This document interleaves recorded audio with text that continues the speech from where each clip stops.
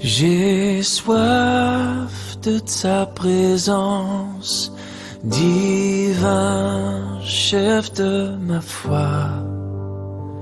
Dans ma faiblesse immense, que ferais-je sans toi? Chaque jour, à chaque heure, j'ai... Lire un passage dans Colossiens chapitre 2, verset 1 à 7. C'est surtout le verset 7 qui attirera notre attention, mais pour le contexte, on va lire à partir du verset 1er. Je veux en effet que vous sachiez, dit l'apôtre Paul, à quel point il est grand le combat que je soutiens pour ceux qui sont à Laodicée et pour ceux qui n'ont jamais vu mon visage. Je combats afin que, unis dans l'amour, ils soient encouragés dans leur cœur et qu'ils soient enrichis d'une pleine intelligence pour connaître le mystère de Dieu, aussi bien du Père que de Christ. C'est en lui que sont cachés tous les trésors de sagesse et de connaissance. Je dis cela afin que personne ne vous trompe par des discours séduisants. En effet, même si je suis absent de corps, je suis avec vous en esprit. Et je vois avec joie le bon ordre qui règne parmi vous dans la fermeté de votre foi en Christ. Ainsi donc, comme vous avez accueilli le Seigneur Jésus-Christ, marchez en lui. Et c'est le verset 7 qu'on va souligner ce matin. Soyez enracinés et fondés en lui, affermis dans la foi qu'elle vous a été enseignée, telle qu'elle vous a été enseignée, et soyez-en riches en exprimant votre reconnaissance à Dieu. Cette formation, elle va nous enraciner et nous fonder dans les plans de Dieu, dans notre foi, mais aussi dans notre vision de l'Église locale. Ce que je voudrais vous apporter ce matin, c'est vraiment l'élémentaire de l'Église locale. Comment elles ont été créées et quel est le but que le Seigneur s'est donné en créant ces églises locales. Et on va voir un petit peu l'histoire, parce que quand on découvre la naissance de l'Église dans les Actes des Apôtres, c'est une vraie aventure. Hein. Moi, j'aime beaucoup lire et relire les Actes des Apôtres, c'est vraiment édifiant, c'est un livre d'aventure. Eh bien, on voit que après les Actes des Apôtres vient bien sûr l'enseignement de Paul dans les Épîtres. On peut constater que le mot « affermir » apparaît très souvent. Affermir l'Église locale, affermir les chrétiens. Et on voit que c'était un des objectifs principaux de l'apôtre Paul. Combien de fois ne rencontrons-nous pas dans nos lectures ces expressions « soyez enracinés, fondés, soyez affermis ». Ces recommandations reviennent régulièrement dans les Écritures. Mais en réalité, toute l'Écriture est inondée de ce concept d'être affermi en Dieu, pas seulement dans les Actes et dans les Épîtres. Déjà, David priait Dieu dans le psaume 119, 133, et il lui demandait « Seigneur, affermis mes pas dans ta parole, et ne laisse aucune iniquité dominer sur moi. » Et dans une autre prière qu'on lit dans 2 Samuel 7, 24,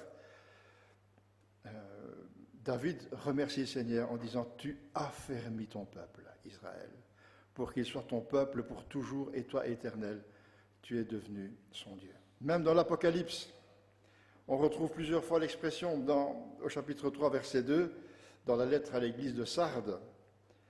Le Seigneur dit « Sois vigilant et affermis le reste qui est sur le point de mourir, car je n'ai pas trouvé tes œuvres parfaites devant mon Dieu. Rappelle-toi donc comment tu as accepté et entendu la parole, garde-la et repens-toi. Si tu ne restes pas vigilant, je viendrai comme un voleur, sans que tu saches à quelle heure je viendrai te surprendre. Il y a toujours cette idée d'être affermi, d'être vigilant, d'être veillant. Et l'apôtre Paul va très vite comprendre qu'après sa rencontre avec le Seigneur sur le chemin de Damas, il va devoir assumer une double mission. Premièrement, prêcher l'évangile aux gentils. Les gentils, ce sont les non-juifs, c'est une expression qu'on découvre dans certaines versions. Et puis, affermir les chrétiens nouvellement convertis en les intégrant dans une église locale. Quelle était la méthode pionnière de Paul? Prenons un peu le temps pour nous imprégner et étudier comment l'apôtre a compris tout de suite l'importance d'implanter des églises locales. Après avoir prêché l'évangile dans une ville, il réunissait les chrétiens nouvellement convertis. Au début, ça se passait dans des maisons, dans la maison d'un chrétien ou d'une famille chrétienne. Et une communauté naissait. Paul, tout en continuant à évangéliser, tout en fortifiant les chrétiens dans leur foi, lors des rassemblements dans les maisons, continuait son ministère. Et puis, comme il devait continuer ses voyages, il choisissait des hommes capables, qu'on appelle les anciens, pour qu'ils s'occupent de chaque église locale. Il leur enseignait l'administration de la communauté locale, la gérance, comment il faut se conduire dans la maison de Dieu. Lisons Actes 14, 21, ça donne une petite idée de comment il procédait. Après avoir évangélisé cette ville et fait un certain nombre de disciples, ils retournèrent à Lystre, à Iconium et à Antioche. Ils fortifiaient l'esprit des disciples, les encourageant à persévérer dans la foi. Et il disait, c'est à travers beaucoup de difficultés qu'il nous faut entrer dans le royaume de Dieu. Ils désignèrent des anciens dans chaque église et, après avoir prié et jeûné, ils les confiaient au Seigneur en qui ils avaient cru. Et traversant la Pisidie, ils vinrent en Pamphylie. C'était la méthode de Paul. Il évangélisait quelques chrétiens, il les réunissait dans une église locale, il les enseignait, les affermissait, il détectait au milieu d'eux des hommes capables et il les laissait là pour paître l'Église. Ancien, ancien, ça ne veut pas dire ancien belge, hein, parce que le mot ancien, quelquefois, quand on pourrait croire que c'est des personnes âgées qui sont les anciens, mais non, ce n'est pas tout à fait ça. Ancien, c'est un terme qui vient de l'Antiquité, qui vient même, qu'on voit très souvent dans l'Ancien Testament. C'était des gens qui étaient des responsables, c'était des magistrats dans les villes qu'on appelait à l'époque les anciens. Et les anciens, quelque part, sont formés pour diriger la communauté. Ils sont aussi appelés dans la Bible des bergers, des conducteurs, des guides, des surveillants. Et même, il y a une belle expression que j'aime dans 1 Thessaloniciens 5, verset 12, « Ceux qui vous dirigent dans le Seigneur ». Voilà, c'était les anciens de l'époque, ceux qui vous dirigent dans le Seigneur. Et puis, Paul, ensuite, continuait à affermir les églises locales en les fortifiant dans la foi. Et c'est à partir de ces églises locales que l'évangile se répandait dans toute la région. Cette église locale était devenue, si vous voulez, la base pour apporter l'évangile dans de nouvelles régions, encourageant les églises locales à participer avec lui à la propagation de l'évangile. Et il poursuivait l'affermissement de ces églises en les revisitant, en leur envoyant des lettres. Et sa priorité était qu'elles grandissent en nombre, mais aussi, surtout, qu'ils progressent dans l'enracinement de la foi. Lisons quelques versets dans les Actes, Actes chapitre 15, verset 36. Ils sont significatifs. Quelques jours plus tard, Paul dit à Barnabas, « Retournons visiter nos frères et sœurs dans toutes les villes où nous avons annoncé la parole du Seigneur pour voir comment ils vont. » au verset 41, il traversa la Syrie et la Cilicie en fortifiant les églises.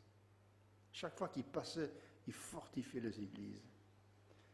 Chapitre 16, verset 4. Dans les villes où il passait, il transmettait aux frères les décisions prises par les apôtres et les anciens de Jérusalem en recommandant de les respecter. Il n'avait pas encore le Nouveau Testament à l'époque. Il n'avait pas les lettres que nous avons. Les églises se fortifiaient dans la foi et augmentaient en nombre chaque jour. Paul était aussi attentif aux problèmes qui survenaient quelquefois dans l'une ou l'autre assemblée. 2 Corinthiens, verset 12-14, voilà ce qu'il dit. « Voici que pour la 3e fois, je suis prêt à aller chez vous. Je ne serai pas à votre charge, car ce ne sont pas vos biens que je cherche, mais c'est vous-même. » Il avait vraiment à cœur les âmes des églises. Et Paul va former, au cours de ses voyages, des hommes clés qu'il a repérés dans les assemblées. Il va en faire des collaborateurs, il va les former. Et quand il ne pouvait pas se rendre lui-même dans une assemblée, il choisissait un de ses fidèles collaborateurs pour s'y rendre à sa place. Lisons par exemple 1 Thessaloniciens 3, verset 1. Il dit « C'est pourquoi, n'y tenant plus, nous avons jugé bon de rester seuls à Athènes. Et vous avez envoyé notre frère, nous avons envoyé notre frère Timothée, serviteur de Dieu et notre collaborateur dans l'évangile de Christ, pour vous quoi? Pour vous affermir et vous encourager dans votre foi, afin que personne ne soit ébranlé au milieu des difficultés présentes. » Luc en a parlé un petit peu dans sa présidence. En effet, vous le savez vous-même, c'est à cela que nous sommes destinés. De fait, lorsque nous étions chez vous, nous vous annoncions d'avance que nous allions connaître la persécution. Et c'est ce qui est arrivé, comme vous le savez. Voilà pourquoi, n'y tenant plus, je l'ai envoyé, Timothée, pour m'informer de votre foi, dans la crainte que le tentateur ne vous ait tenté et que nous n'ayons travaillé pour rien.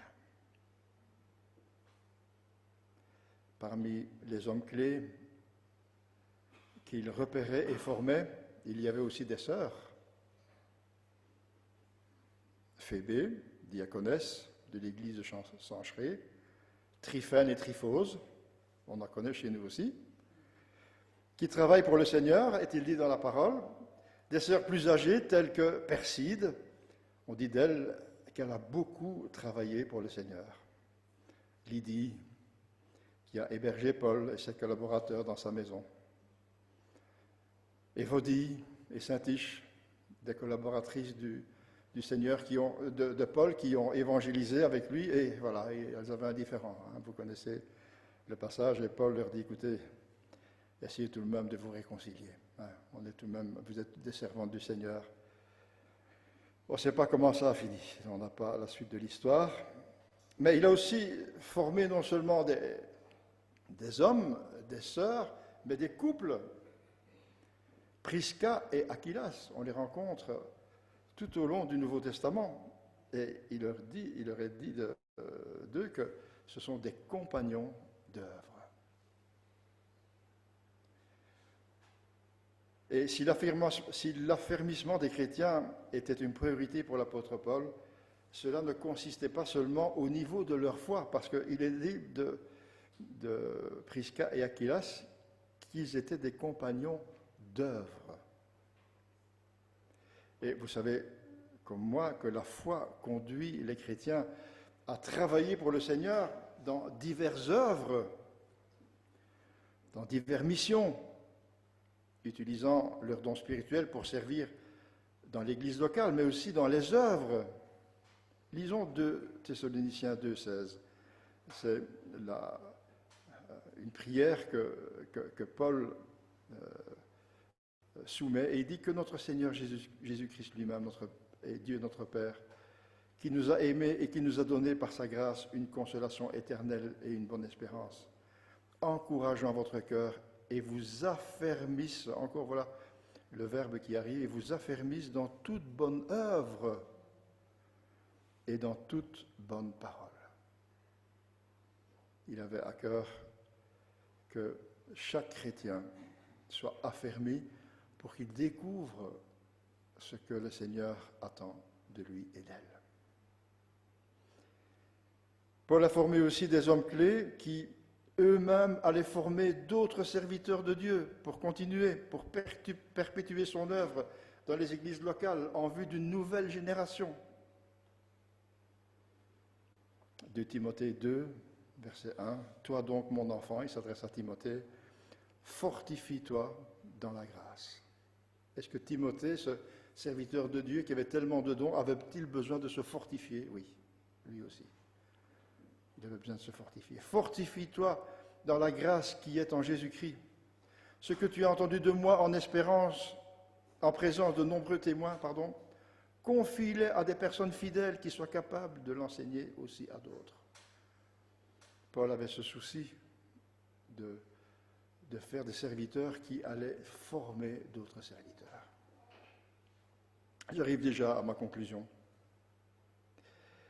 Les premiers chrétiens des premières églises avaient très peu de ressources pour grandir dans la connaissance et de la volonté de Dieu.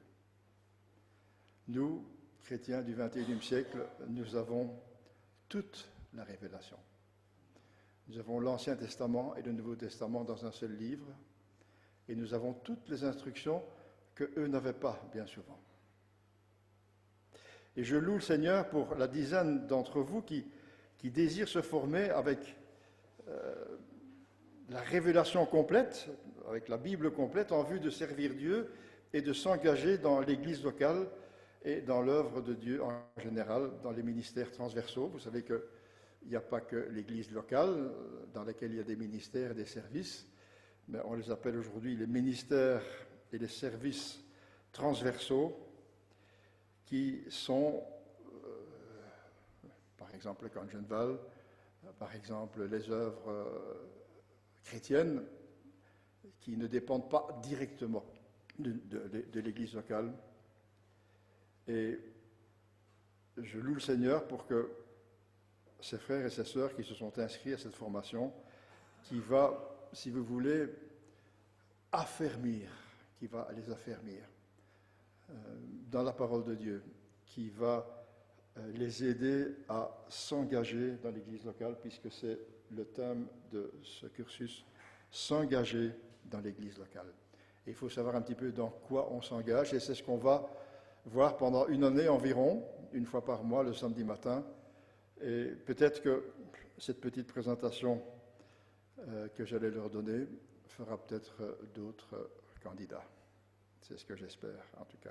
Priez pour cette formation qui aurait dû commencer hier, malheureusement, mais les imprimeurs sont en congé au mois d'août en France, et malheureusement, ils sont arrivés qu'il y a quelques jours.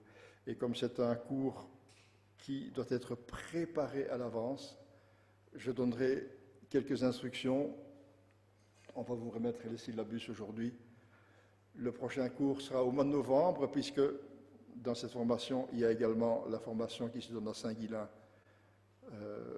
par David Valdez, qui va nous enseigner à partager la parole, à nous aider à préparer des messages, non seulement pour l'Église, mais pour l'école du dimanche, pour tous ceux qui désirent s'adresser à des jeunes, à des enfants, et qui ont à cœur de prêcher la parole.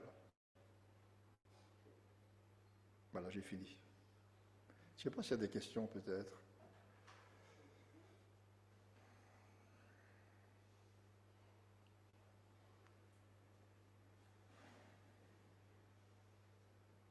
Voilà, merci. On va prier, si vous voulez bien.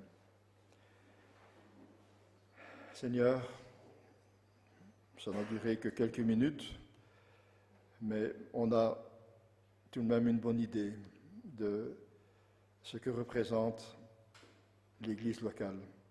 On voit comment Paul, Seigneur, et ses collaborateurs ont eu à cœur de commencer cette œuvre, une œuvre qui vient de toi.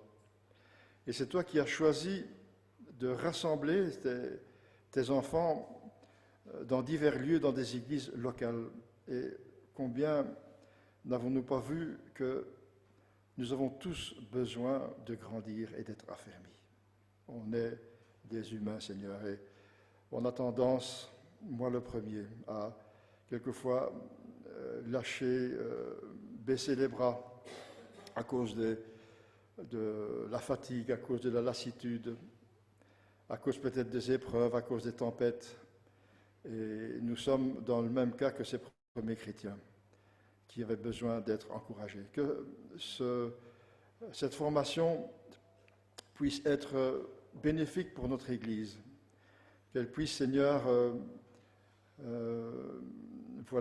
aider à affermir les chrétiens, à les affermir dans leur foi, pour que quand les tempêtes arrivent, qu'ils puissent, Seigneur, avoir les yeux fixés sur toi et qu'ils puissent tenir. Parce qu'on sait, Seigneur, que quand on n'est pas vraiment enraciné dans ta parole et dans la foi, le vent quelquefois culbute les arbres et déracine les chrétiens. Alors on te prie pour que notre assemblée puisse être bénie grâce à cette formation. Au nom du Seigneur Jésus. Amen. Sous la pression, sous la tension,